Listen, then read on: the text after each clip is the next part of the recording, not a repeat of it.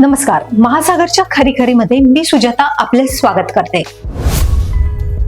गेल्या 4 दिवसांपासून सर्वत्र पावसाने हाहाकार उडवून टाकला आहे. हवामान खात्याच्या अंदाजाप्रमाणे यंदा 100% पेक्षा जास्त पाऊस पडणार आहे. पण पाऊस वेळेनुसार आणि प्रमाणबद्ध रीतीने पडला नाही आणि सतत 4 दिवस जबरदस्त पाऊस झाला तर केवळ शेतीचे, शेत पिकांचेच नाही तर नागरिकांचेही आणि नागरी वस्त्यांचेही बरेच नुकसान होत असते. आता प्रत्येक शहरात सिमेंटचे रस्ते बांधण्यात आले आहेत. जोरदार अतिवृष्टी झाली तर पाणी तुंबते. काही वर्षांपूर्वीच्या जुन्या इमारती आणि घरे ज्या पातळीवर बांधण्यात आलेली आहे त्यापेक्षा सिमेंटचे रस्ते बऱ्याच ठिकाणी बरेच उंच झालेले आहेत. त्यामुळे जास्त पाऊस पडल्यावर घरासमोर तुडुंब पाणी साचते. कधी कधी ते घरादारात शिरते, इमारतींमध्ये शिरते. हेच शिरलेले पाणी व्यवस्थित असलेल्या संसारांना आणि घरादारांना भिजवून जाते. तसेच शेतकऱ्यांच्या शेतातल्या पिकांना कुजवून जाते.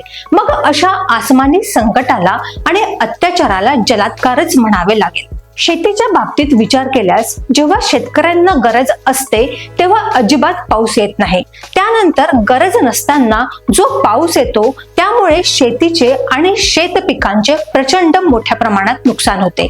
बाल्यावस्थेतील रोपटी पावसामुळे पार कुजून जातात. शेतकऱ्यांना अशा वेळी रडत बसण्याशिवाय दुसरे काहीच करता येत नाही.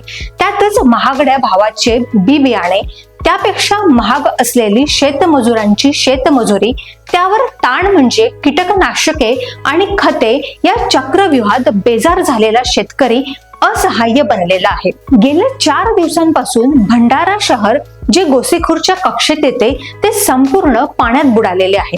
मागील महिन्यात पावसाने मुंबई, पुणे, नाशिकसह खोपोली, रायगड वगैरे भागांमध्ये आपले रौद्ररूप दाखवले. आता लहर फिरली आणि पावसाने आपला कहर दाखवण्यासाठी आता विदर्भाकडे मोर्चा वळवला आहे. खरे तर पावसाच्या लहरी स्वभावाला आपणच जबाबदार आहोत. विकासाच्या नावाखाली आपण लाखो झाडांची कत्तल केलेली आहे.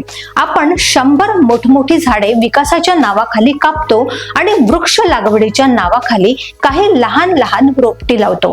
त्यामधील अर्धी रोपटी उन्हाळ्यात सुकून जातात. या ठिकाणी अत्यंत वस्तुनिष्ठ प्रश्न विचारावासा वाटतो.